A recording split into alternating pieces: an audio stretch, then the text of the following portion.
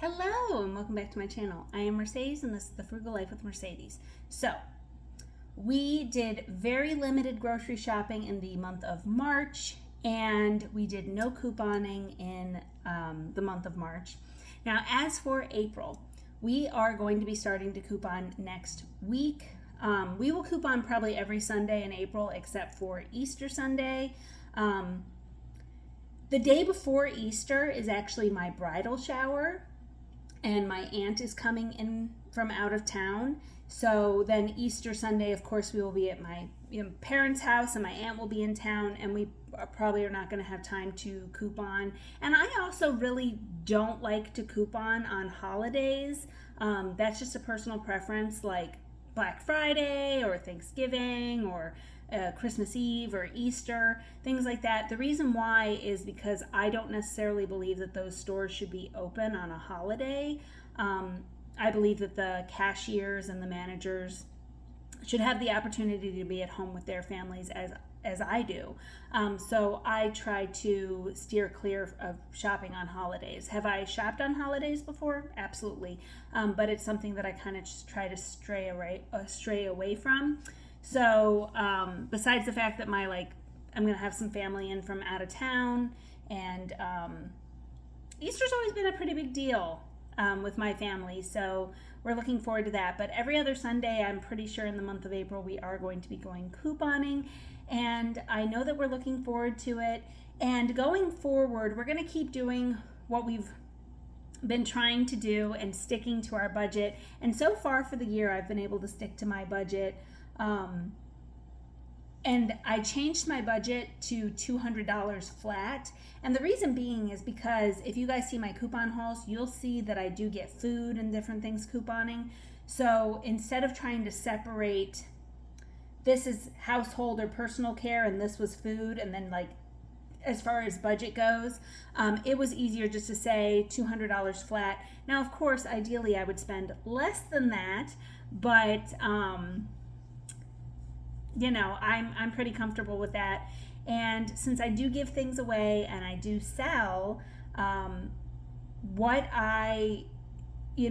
still in the stockpile closet is plenty for Brandon and I, and we are not in need of anything. But the philosophy with couponing and stockpiling and all that kind of stuff is that you get it at the lowest possible price, so then you're not paying an absorbent amount of money out of pocket later, and also to have it on hand. It's really nice, I can tell you, to know that I've got enough body washes for the next couple of months for both of us, or razors or toothbrushes or toothpaste, mouthwash, laundry detergent. We are super, super low on paper towels, so I think going hard with the paper goods is always a good idea. Things like that don't expire, so we have a ton of toilet paper left, but I would like to see that top of the closet stacked to the brim again. So that is a personal goal of mine, is to really focus on paper goods. They're just a creature comfort. Do you know what I mean? And paper goods are so expensive. When I go to the regular store and see what people are paying for toilet paper or paper towels, and I'm paying $2 a pack for something like that, it just boggles the mind. And it was nice to know, when we didn't coupon for March, it was nice knowing that I've got X amount of weeks in paper goods before we would, be in a bad position. So we're pretty happy with that. But then going forward, as far as groceries, Brandon and I have decided that for the month of April, we will also not be grocery shopping. Now, you guys know that we did technically go grocery shopping in March. But we really limited it. So we discussed that going into April, we are going to continue just to eat down what we have, and we will go to the store if there's something that we need. And a need is different for everybody. But like bread, milk, eggs, soda, that's a big thing around here. That's our one big luxury is our soda. And things like that. And as I've discussed too, my partner supports me in this and he is on the bandwagon, but if there's something that he wants to get and he goes to the store and gets it, there's not going to be a disagreement. There's not going to be any issue. He is free to do as he wants to do, and that's okay. So for April, we are going to keep just eating through the stuff that we have. Some of the stuff that we have, we've had when we first moved into our apartment.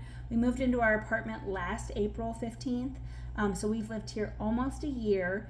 And so some of our like boxed items like mac and cheese and like easy like hamburger helper kind of dinners, we bought those before we even lived in the apartment. So it's a really good idea to do a no spend challenge or do a pantry eat down challenge, just so that you're not wasting and you can kind of eat through stuff. And there was a couple of things that we had in the cupboards that neither of us were a fan of, or and then like, because then I was like, you know what, I really did not like that. And he's like, well, neither did I. And then not to buy it again. And it also helps you like, hey, you know what, we go through a lot of mac and cheese, but we don't really go through peas.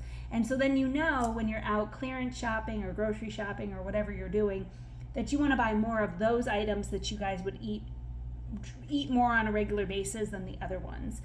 So those are just things to keep in mind. So even if you're not going to do like a complete no spend, because like I said, my goal was to not grocery shop at all for the month of March, but I don't see it as a failure at all, because we were talking yesterday and we were like, we've gone out a lot less in the month of March than we ever have. And we like went to Walmart to pick up a few things. And I was like, it seems weird being at the grocery store. Like we hadn't been in so long. So once you kind of get out of the habit, because if you're going all the time, you get out of the habit and think of how much money you're saving. I think the average American goes to the grocery store 3 to 4 times a week. So even if you can limit that to once a week or once every other week for a set amount of time, and then take that money and set it aside and eat through stuff that you have, and get creative with meals. There's been some meals that, I'm a pretty creative cooker, and I feel like this helps with that, because then you come up with some new favorites for the family, you eat through the stuff that you have, and you're saving a ton of money. So that is the plan for the month of April. We are going to start couponing again, and we are going to stick to our budget. Even though I did not coupon in the month of March, I am not going to then double my April couponing budget. I'm really going to try to stick to that budget. And we are going to try we're not going to do a large grocery shop in the month of April. If anything, we're going to do a couple of little tiny ones as we go through things. And everybody has different things like creature comforts that they don't want to be without. And that's okay, and it's different for everybody. And I've talked about it before, but I'm going to do a more extensive video about like necessities versus needs and all that kind of stuff, because like, just to get into it a little bit, like the only true like necessities is like food, water, shelter. Like, do you know what I mean? But like for everybody just to kind of get through the day, like everybody needs different things, and that's okay too. And if you've got the money in your budget for it, then you can't take away everything. Do you know what I mean? Like even to save money, there's got to be a couple of things that are sacred to you, that help you get through the day, that make things easier for you, versus just kind of eliminating everything. So that is the plan for the month of April. Okay guys, thank you so much for watching. Please consider subscribing to my channel. If you did not know, I have an Instagram, The Frugal Life of the Mercedes. Until next time guys, bye.